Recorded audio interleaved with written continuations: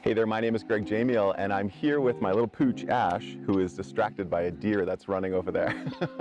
I'm in Central Oregon on the beautiful Lake Billy Chinook Reservoir, and I wanted to talk today about 3 different types of yoga mats.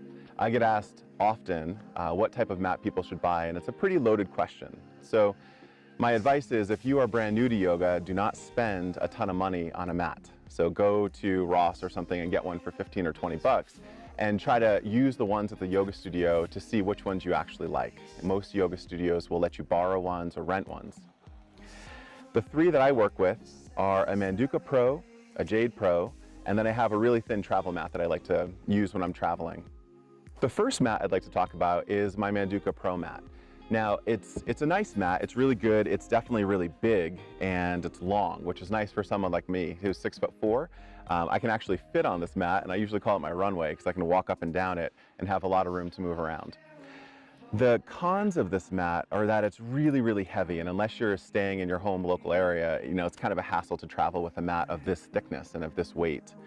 It's also really slippery, so if I get sweaty or if I'm in an environment that's really hot, I'll slide all over this mat. So what I usually do, no matter what mat I'm using, is I use a Yogi Toes towel. And so these are really helpful no matter what mat you're using, because they have little grips on the bottom and they'll help stick to the mat. So when you sweat, the wetter the towel gets, the more grip you have.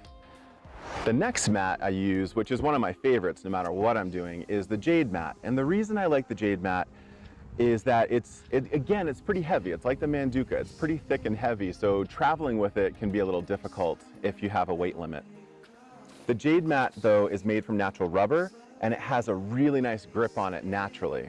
If you are using it a lot, so when I do teacher trainings or I'm in a situation where I'll be practicing multiple times a day on it, I have had my skin get a little tore up being wet on the natural rubber. So again, I definitely will use one of these yoga towels to help soften up my knees and just prevent any tearing on my skin. But this one's my favorite. This I will use no matter what, any place I go. It's really thick and it's really soft, and it feels good when you're doing lunges or any other type of work on your knees. Ash is running around chasing dragonflies on the dock, so he may be in and out of this shot. The third mat I want to talk about is this mat I got from GoFundMe. I love those GoFundMe sites because you can get some really cool, unique things. And this GoFundMe site was, obviously Ash likes this mat too.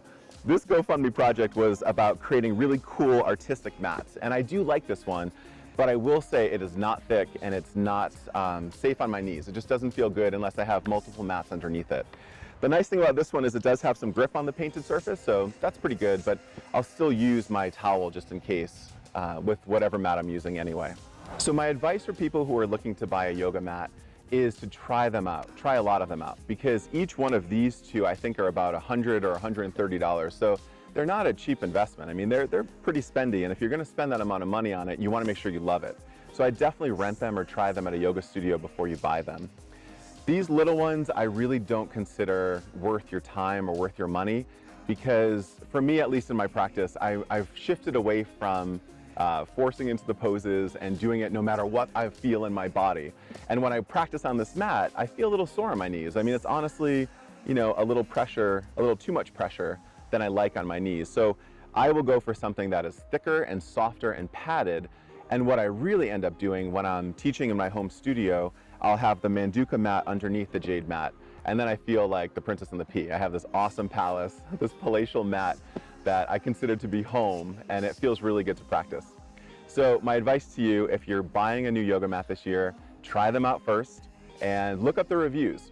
If you're using natural rubber and you're using it in a hot situation, you may kind of rub your skin a little bit. So definitely invest with a yoga towel no matter what mat you use.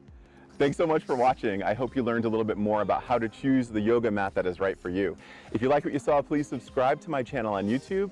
I load up videos on yoga, Ayurveda, travel, and ceremony quite often. So I look forward to seeing you very soon.